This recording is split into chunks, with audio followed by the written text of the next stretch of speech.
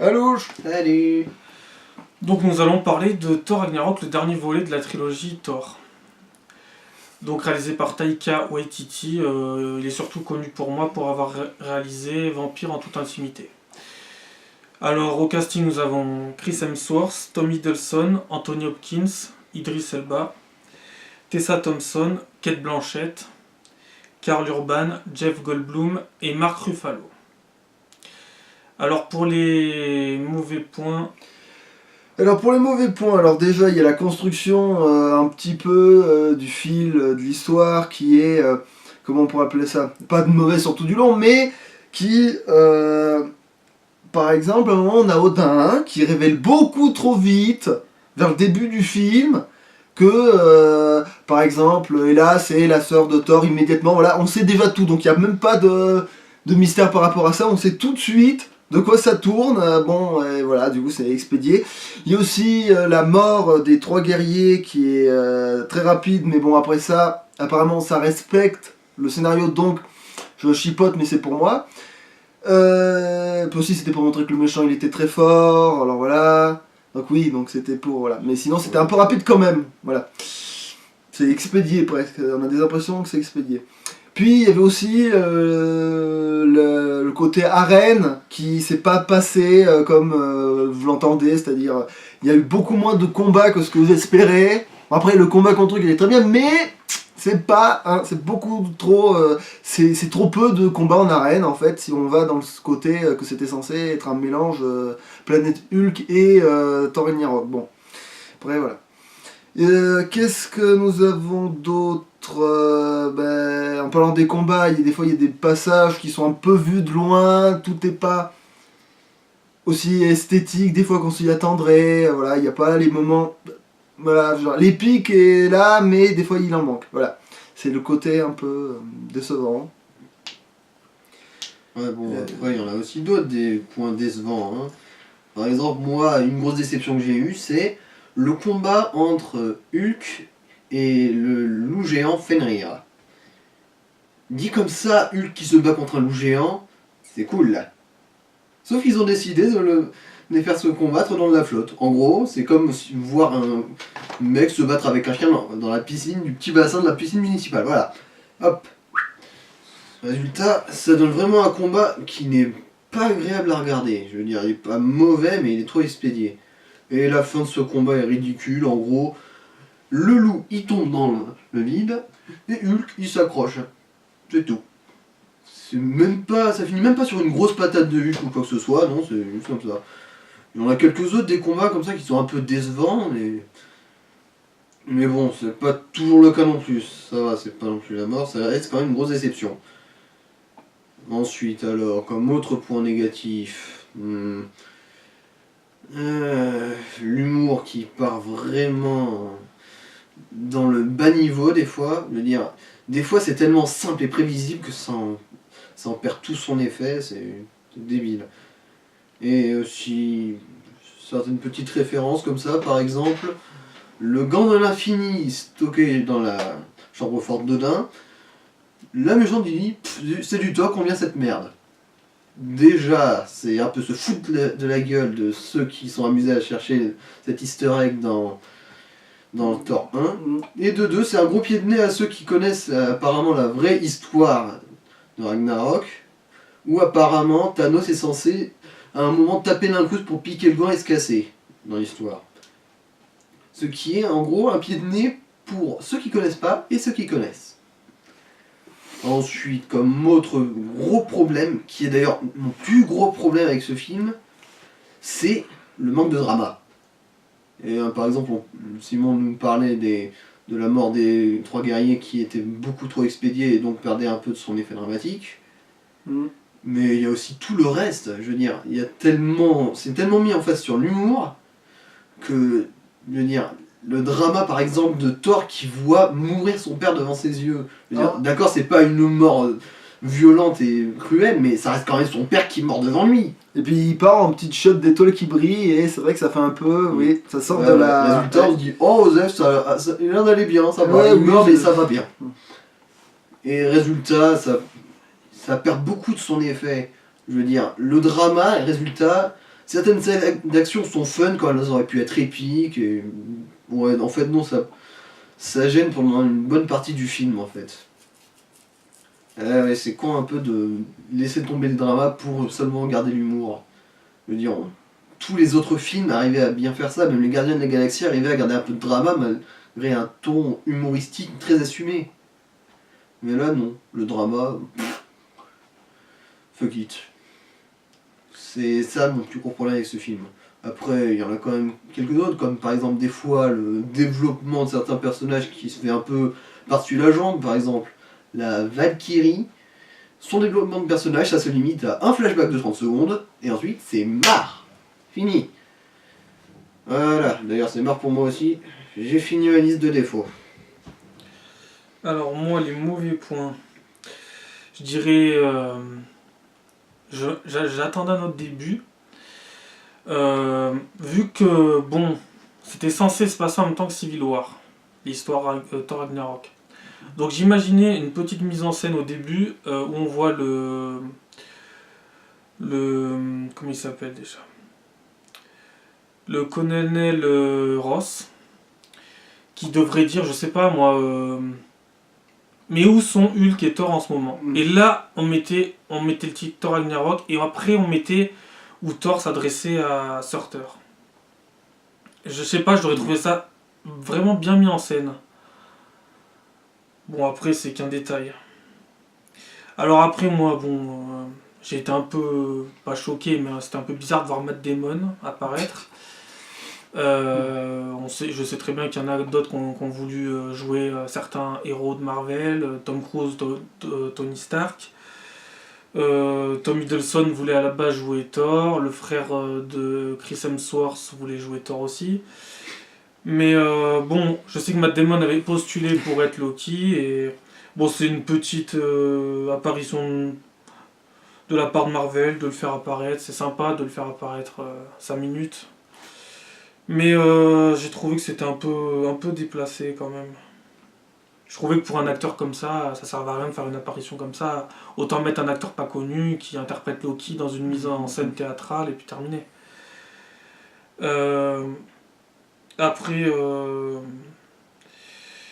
la Valkyrie, je m'y ferai jamais, à l'actrice Tessa Thompson. Je trouvais qu'elle jouait moyen, voire même pas bien du tout, par moment. Elle a pas du tout une tête pour que tu peux apprécier. De toute façon, pour apprécier un acteur, déjà, il faut apprécier son physique. Or, je ne l'apprécierai jamais. En plus, c'est la déserte de pas respecter en plus. Oui, déjà, bon, elle n'est pas respectée. Des fois, je dirais, bon, allez, c'est original, c'est un choix osé, allez. Mais là, non. C'est beaucoup trop osé. C'est foiré, ouais. Moi, j'aurais voulu Clémentine Nicholson. Ça aurait été bien, cette actrice, de la balancer dans un autre blockbuster. Elle avait joué dans Underworld 5. Elle jouait une vampire du Nord, et je pense que ça aurait fait le café. Voire peut-être Emily Browning, qui était dans Sucker Punch. Peut-être. Un peu petite, Mais après, ça dépend aussi peut-être de la taille des actrices. Mais bon, des actrices blondes, il y en a plein. Bon, bref, voilà, elle m'a un peu saoulé. Bon, après, comme d'habitude, dans tous les Marvel, on introduit quelque chose pour en parler plus tard. Donc, on introduit ce personnage pour en parler beaucoup plus tard. Après, les effets spéciaux de Hulk, à certains moments, je voyais le Hulk d'Avenger et d'Avenger l'ère d'Ultron, et à certains moments, je voyais un nouveau Hulk. Ouais, beaucoup plus vert foncé. Vert foncé et beaucoup plus carré. Qui ressemble beaucoup moins à Mark Ruffalo. Ça dépend. Ouais, non, c'est pas vraiment ça. C'est plus, t'as l'impression qu'il voulait trouver une excuse comme quoi, ouais, ça fait 2 ans qu'il est là, donc il s'est peut-être entraîné, donc il a changé de carrure, mais c'est débile de dire ça parce que Hulk, il a pas besoin de changer de carrure. Et puis même. S'il se muscler plus, il l'est déjà.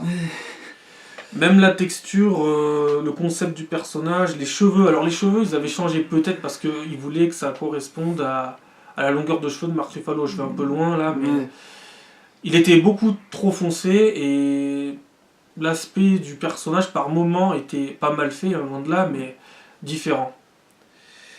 Et pour en revenir aux effets spéciaux de Hulk aussi, j'aimerais que des fois, ils nous montrent un peu plus les transformations de Hulk en détail, plutôt qu'une transformation cachée derrière un loup, ou une transformation faite à vite fait dans Dans l'avion dans le Queen Jet des Avengers. Voilà.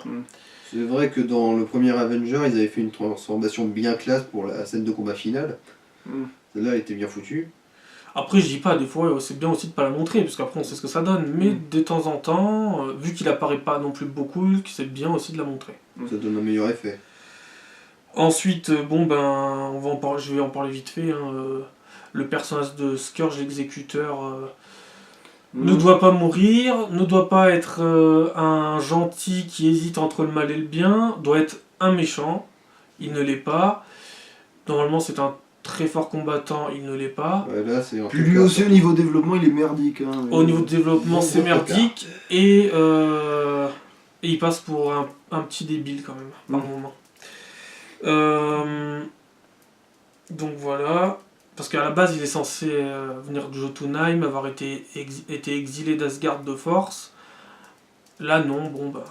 Il est directement à Asgard. À la fin du film, il meurt. Bon, bah. Il est censé avoir une hache avec des pouvoirs. Là, il a une hache, mais il s'en sert pas. Donc, personnage qui apparaît dans le film pour rien, puisqu'en fait, dans ce film-là, dans l'histoire qu'ils ont adaptée eux, n'a aucune utilité. Ensuite, bon, bah, j'aurais voulu une fin d'Asgard qu'on voie pendant au moins 3-4 minutes. Pas une fin d'Asgard fait de loin. Genre, pouf, ça explose, c'est fini, bye. Moi, ce que je voulais, c'est des lieux clés qui ont été montrés aux spectateurs pendant toute la trilogie, qu'on voit disparaître, consumés par le feu, tomber en ruine. Ce qui rejoint le défaut de l'absence de drama, parce que là, ça aurait été utile pour le drama. J'aurais voulu voir la salle du trône d'Asgard tomber en ruine, des trucs comme ça, des endroits clés qu'on a vus disparaître tout doucement et que ça soit assez marqué. Bah, c'est pas marqué, bon, bah, c'est comme ça. Mais bon. Et bon, certains non-respect du comics, mais je vais pas tous en parler parce que ça sert à rien. Je vais juste parler de certains dans les bons points et on a un peu parlé dans les mauvais points. Voilà. Donc maintenant, c'est au tour des bons points. Oui.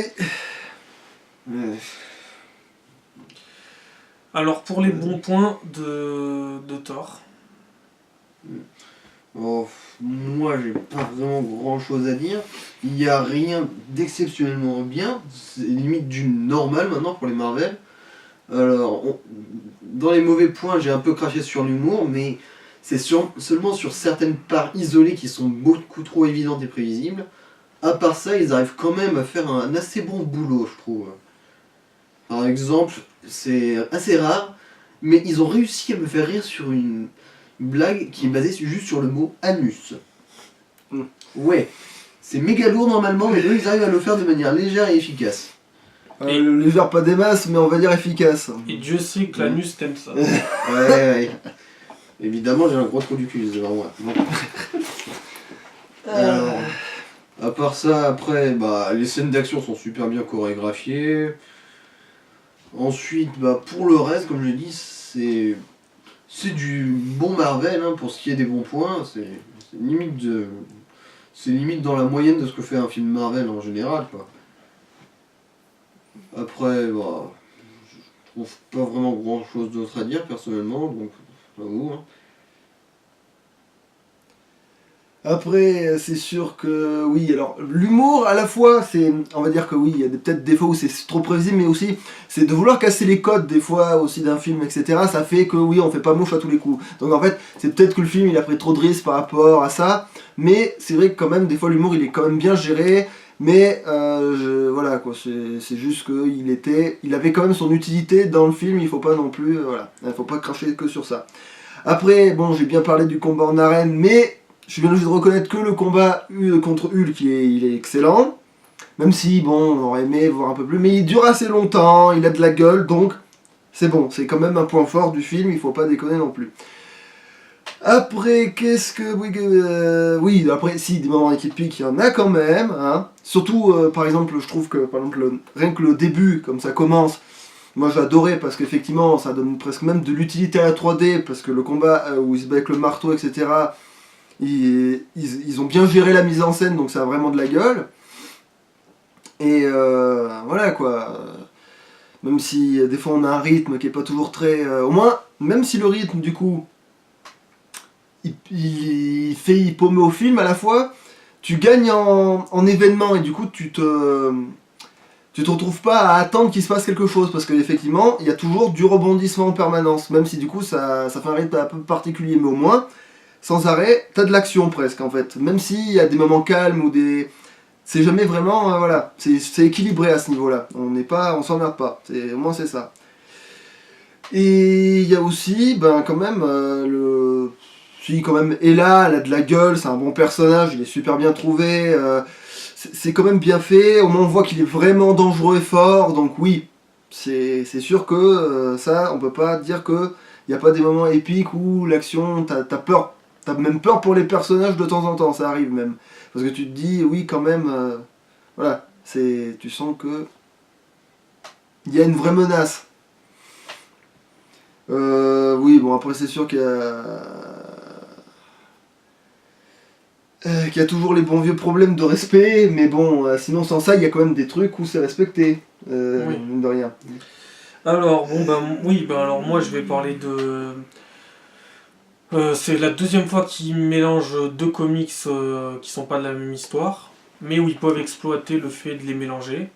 Donc là, ils ont mélangé donc, Thor Ragnarok et Planète Hulk. Et dans Planète Hulk, Hulk va combattre sur Sakaar dans l'arène de Gladiateur. Et dans Thor Ragnarok, Thor est banni, on va dire, entre guillemets. En exil, quoi. Oui, il est en exil, est forcé d'être en exil et tombe sur cette planète. Et donc se bat aussi sur la même planète et dans les arènes. Donc ils pouvaient mixer ça. Ils l'ont fait et ça fait bien le travail. Le mixage est réussi dans ce film. Et c'est pas non plus dramatique de mélanger ça. Alors sinon un des bons points de ce film c'est les interactions entre Hulk et Thor qui sont bien croustillantes. Et la voix de Hulk est plutôt bien. Moi personnellement je la trouvais bien. Un autre bon point de ce film c'est sa durée. Parce que le premier film avait duré 1h50, le deuxième avoisinait les 2h, et le dernier fait 2h10. Donc ça veut dire que ils ont mis un peu plus de temps au fur et à mesure des trois films, donc c'est très bien. Un troisième volet méritait un peu plus de 2h, donc c'est fait. Mais malgré la durée du film, on a quand même des fois on aimerait 5 ou 10 minutes de plus. Pour certaines scènes. Mais ça, en ce moment, c'est presque tous les films, si on Oui, va par là. mais 2h10 c'est correct pour un film censé être en solo. Même si ça fait un peu Revengers. Mais alors sinon, autre bon point, Cate Blanchett, qui joue très bien dans ce film le personnage de Ella. Même si j'aurais voulu Eva Green, mais ça c'est un choix sentimental. Ça va bien rêver. Mais bon, elle fait très bien le travail. Voilà. Et le costume est très bien respecté aussi. Très bon travail de ce côté-là. Rien à dire. Autre bon point, cette fois-ci, le rapport de force, qui est bien plus souligné que dans d'autres films. Par exemple, le rapport de force dans Thor le monde des ténèbres entre Malekith et Thor. Malekith est censé quand même être un très bon combattant. Là, dans ce film, il apparaît vraiment comme quelqu'un qui a besoin de l'éther, alors qui a pas besoin tant que de ça. l'éther, alors que pas plus que ça, même si dans l'histoire il s'en sert. Mais c'est clair que dans le 2, son bras droit a l'air plus badass que lui. Bon, après, on peut miser sur le fait qu'il revient d'un sommeil très long. Oui. Mais en étant fidèle au comics, il aurait dû être un meilleur combattant, comme on le voyait au début du Monde des Ténèbres, tuer des gardes asgardiens sans aucun problème. Donc là, on voyait vraiment que la méchante était très forte, et c'était ça c'était un très bon point. Alors bon, certaines morts sont fidèles, d'autres non, mais la mort des trois guerriers, donc Ogun, Volstagg et Fandral, donc un peu rapide, mais il fallait montrer aussi la force du personnage de Hela. Même si c'est censé être 3 guerriers très aguerris dans Asgard, mais il fallait qu'ils disparaissent rapidement, sinon on allait se dire ils se débrouillent mieux que Thor. C'est un peu compliqué ça quand même. Mais bon, un peu rapide, mais il fallait que ça soit rapide de toute façon.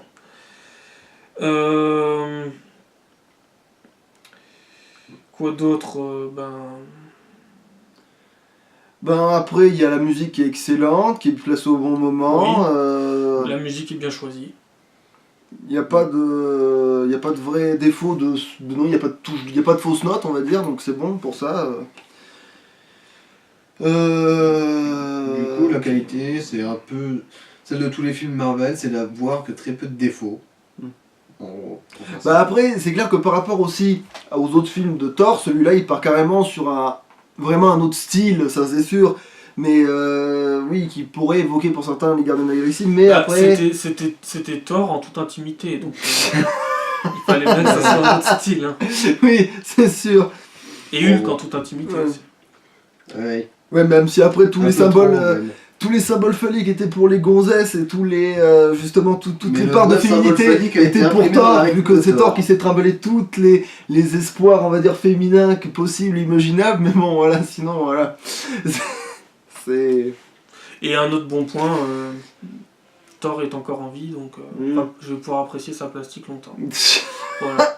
Donc tu révèles enfin ton vrai visage. Ouais, t'as vu. Et donc voilà, certains personnages meurent rapidement, mais d'autres sont absents. Bon, j'aurais peut-être dû en parler avant, mais Sif est absente, mais... Ouais.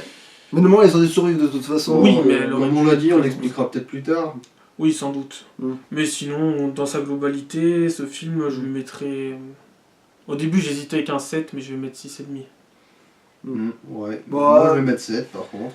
Moi, un 7, mais un 7 qui vaut plus que le sien à lui derrière, parce qu'il n'a pas l'air très convaincu, mais voilà, moi on va dire que c'est un bon 7, mais un 7 très positif, parce que sinon c'est par rapport aux autres films, on peut pas tout non plus, hein. Mais voilà, c'est un bon 7, moi je trouve que c'était une bonne expérience voilà, pour moi, je me suis vraiment éclaté aussi en voyant ce film, c'est presque du bien, donc voilà. J'ai pas eu trop de... C'était pas une déception pour moi, donc voilà, quand même c'est un bon 7. Et donc voilà, 3 trilogies sont terminées, celle d'Iron Man, de Captain America et de Thor. Elles sont toutes bien. Et donc un jour, on fera peut-être une critique sur chacune de ces 3 trilogies. Voilà. Ouais, ça finira bien par arriver. En attendant, à la prochaine. Bye. Allô.